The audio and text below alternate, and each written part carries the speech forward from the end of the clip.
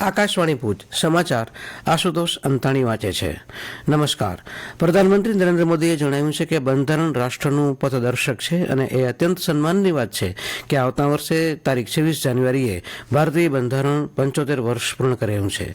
ગઈકાલે આકાશવાણી પર મન કી બાત કાર્યક્રમમાં રાષ્ટ્રને સંબોધન કરતા શ્રી મોદીએ જણાવ્યું કે સમયની એરણ પર બંધારણ ખરું ઉતર્યું છે.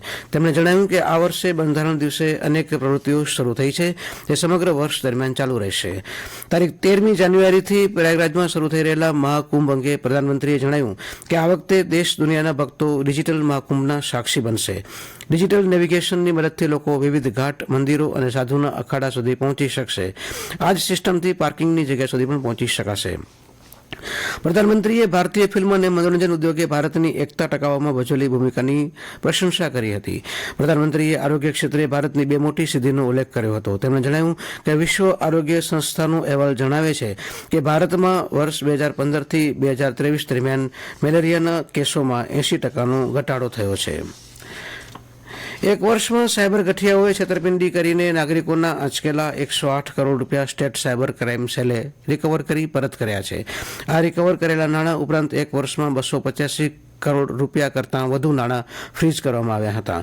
સાયબર ફ્રોડ થયાના શરૂઆતના સમયમાં મળેલી ફરિયાદોમાં નાણાં ફ્રીઝ અને રિકવરી રેટ સૌથી વધુ રહ્યો હતો. અરજદારોને નાણાં પરત મળે તે માટે લોક અદાલતના માધ્યમથી ખાસ ઝુંબેશ યોજાઈ હતી, જેમાં રાજ્યભરની 40,000 કરતાં વધુ અરજીઓના લોક અદાલતમાં મંતવ્યો રજૂ કરાયા હતા, જેના દ્વારા વધુ 75 કરોડ રૂપિયા નાગરિકોને પરત મળશે તેમ સ્ટેટ સાયબર ક્રાઇમ સેલના એસપી ધર્મેન્દ્ર શર્માએ જણાવ્યું હતું.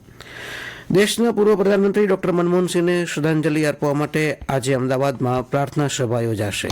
એલિસ બ્રિજ સ્થિત રાજીવ ગાંધી ભવન ખાતે કોંગ્રેસ દ્વારા આ પ્રાર્થના સભાનું આયોજન કરવામાં આવ્યું છે.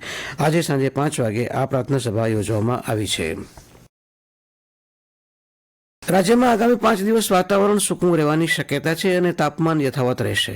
હવામાન વિભાગના વૈજ્ઞાનિક અભિમન્યુ ચૌહાણે જણાવ્યું કે રાજ્યમાં જે ઉત્તર અને ઉત્તર પૂર્વ દિશા તરફથી ઠંડા બર્ફીલા પવનો આવી રહ્યા હતા તેની દિશા આગામી દિવસોમાં બદલાઈને પૂર્વ તરફની રહેવાની સંભાવના છે. આ ઉપરાંત સૌરાષ્ટ્ર કચ્છમાં ઠંડીનું પ્રમાણ યથાવત રહેવાની સંભાવના છે. રાજ્યમાં છેલ્લા 24 કલાક દરમિયાન નલિયામાં સૌથી ઓછું 5.6 ડિગ્રી લઘુત્તમ તાપમાન નોંધાયું હતું, જ્યારે રાજકોટમાં 9.3, અમદાવાદમાં 15, વડોદરામાં 17.8 અને સુરતમાં 17 ડિગ્રી સેલ્સિયસ તાપમાન નોંધાયું હતું.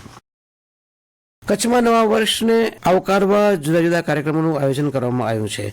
કાયદો અને વ્યવસ્થાની સ્થિતિ જળવાઈ રહે તે માટે પશ્ચિમ કચ્છના પોલીસ વડા વિકાસ સુંડાએ જણાવ્યું હતું કે જ્યાં આ ઉજવણી થવાની છે, જેમ કે હોટેલ્સ, ફાર્મ હાઉસ તથા પાર્ટી પ્લોટના સંચાલકો સાથે જે તે પોલીસ મથકના અધિકારીઓએ બેઠક કરી છે અને ઉજવણીને લઈને સૂચનાઓ અપાઈ છે.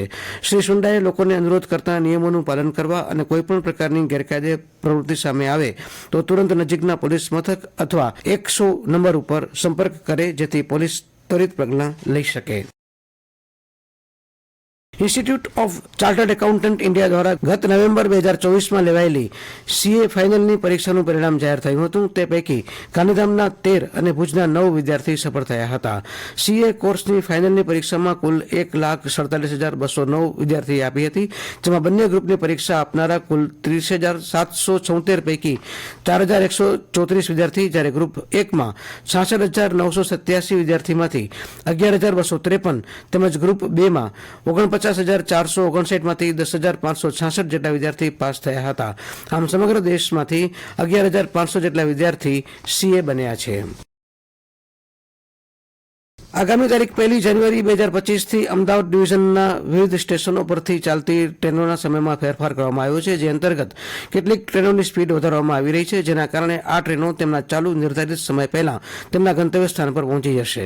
કુલ 95 ટ્રેનોની સ્પીડ વધારવામાં આવી છે, જેથી 48 ટ્રેનોના મુસાફરીમાં લગતા સમયમાં 5 મિનિટથી લઈને 65 મિનિટ સુધીનો ઘટાડો કરવામાં આવ્યો છે, જેના લીધે મુસાફરોને સંપૂર્ણ લાભ મળશે અને સમયની બચત થશે. અમદાવાદ ડિવિઝનના અમદાવાદ, સાબરમતી, મણિનગર, મહેસાણા, પાલનપુર, ગાંધીનગર, વિરમગામ, ગાંધીધામ, હળવદ, ધ્રાંગધ્રા, સામખિયાળી, ભુજ સહિતના અન્ય સ્ટેશનોના સમયમાં ફેરફાર થશે, જેમાં આ ટ્રેનો તેના વર્તમાન નિર્ધારિત સમયથી પહેલા કે પછી પહોંચશે. આ સાથે આ સમાચાર બુલેટિન પૂરું થયું. નમસ્કાર.